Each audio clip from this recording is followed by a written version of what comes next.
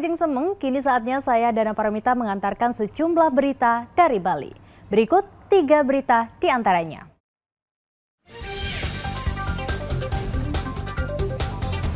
Sebelas dari 17 anak penderita gagal ginjal akut yang dirujuk ke Rumah Sakit Umum Prof. Ngurah Denpasar meninggal dunia.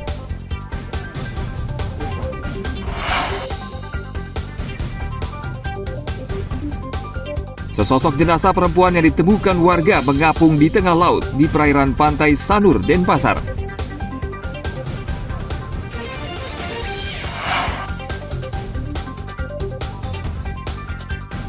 Seorang sopir mobil ambulans ditangkap polisi karena menganiaya seorang penjaga portal pintu parkir sebuah rumah sakit di Denpasar.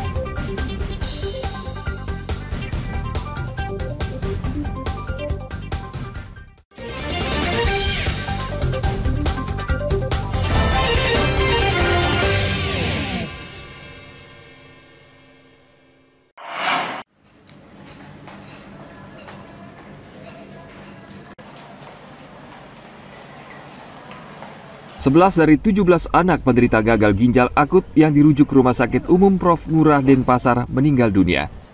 Penyakit dan gejala pada setiap pasien sama dan mempengaruhi kerja ginjal mereka. 11 orang anak meninggal dunia akibat ginjal sudah tidak bekerja baik. 5 orang anak lainnya menjalani rawat jalan dan harus menjalani proses cuci darah. Sementara 1 orang anak masih dirawat intensif di rumah sakit. Kalau kasus yang meninggal ini dari 17 itu 11 ya. 11 orang. Pak, dari 11 orang yang meninggal ini karena apa, Pak? Coba yang dari 17 itu 6 itu rata-rata yang awalnya itu kita tidak periksa SARS-CoV-2.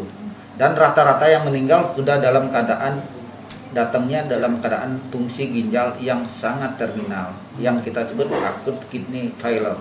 Ya, gagal ginjal akut. Nah, ini kita susah kalau udah dalam keadaan terminal udah datangnya, ya. Perkara ini yang kita gali ya, tidak seperti halnya ya kita dengar nih, misalnya kasus di India kan itu obat-obat batuk, ethylene glycol gitu ya. Sementara yang kita gali sih tidak ada yang mengarahkan minum obat tertentu ya, yang dapat kasusnya yang ada kasusnya kita sekarang ya, tidak ada yang mengarahkan obat-obatan ya.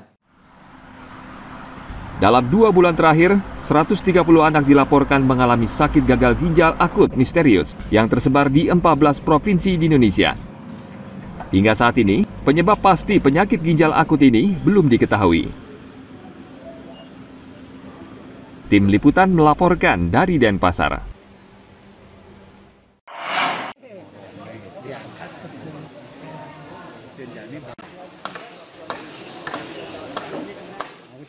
Pasca putusnya jalan penghubung antara Kecamatan Tembuku menuju Kecamatan Bangli, warga bersama dinas terkait membangun jembatan sementara.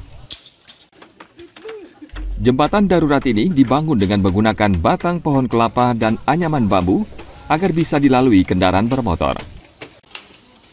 Warga terpaksa membuat jembatan darurat karena jalan ini sangat dibutuhkan warga untuk kegiatan sehari-hari. Jalan putus karena hujan deras minggu lalu yang mengakibatkan jalan yang menghubungkan Tiang Api Undisan Bangma menuju Tembuku jebol. Nah, untuk itu kami selaku masyarakat sangat kesusahan untuk menuju ke Tembuku ya, aksesnya terputus. Jadi kami dari masyarakat berinisiatif bersama Babinsa juga untuk membangun jembatan darurat sehingga minimal sepeda motor agar bisa lewat, sehingga siswa-siswa bisa sekolah di SMP gitulah, dan jalan bisa dilalui minimal sepeda motor dan jalan kaki.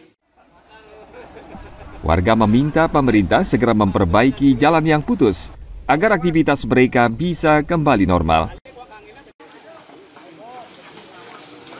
Tim Liputan melaporkan dari Bangli.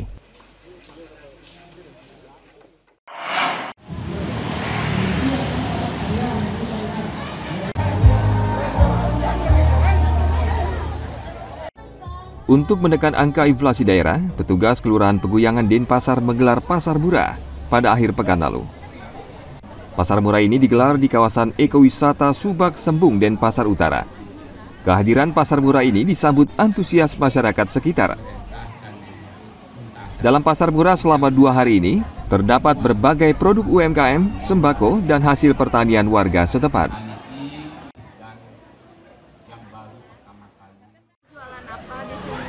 Jualan sembako sama buah. Buah lokal, buah impor lah dikit. Khususnya kita jual buah lokal. Kalau untuk harganya gimana? Harganya sih menurut pasar aja mungkin lebih murah dari pasar kita ya. Karena kita kan jual pasar murah biar bisa menekan harga aja. Kalau barang kualitasnya ya lumayan lah bagus. Gimana nih sekarang kan pembukaannya gimana kesannya Ibu? Ya bagus.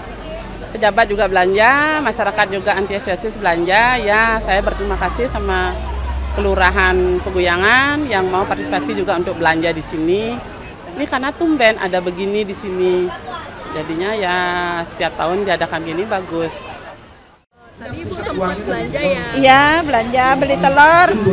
Lumayan harganya lebih murah dari pasar. Kemarin sempat beli telur di pasar juga baru tanya di sini tadi lebih murah jadinya beli gitu. Lebih murah berapa Bu kisarannya? Kisarannya ya lebih murah berapa ya? 2.000 lah. Lebih murah 2.000. Iya. Gimana nih harapan Ibu ke depannya terkait adanya pasar murah ini? Kedepannya sih kalau memang benar murah kayak sekarang sih sering-sering aja diadain gitu.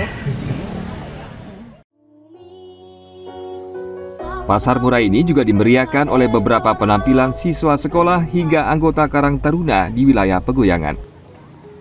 Pasar murah dibuka mulai jam 8 pagi hingga 9 malam.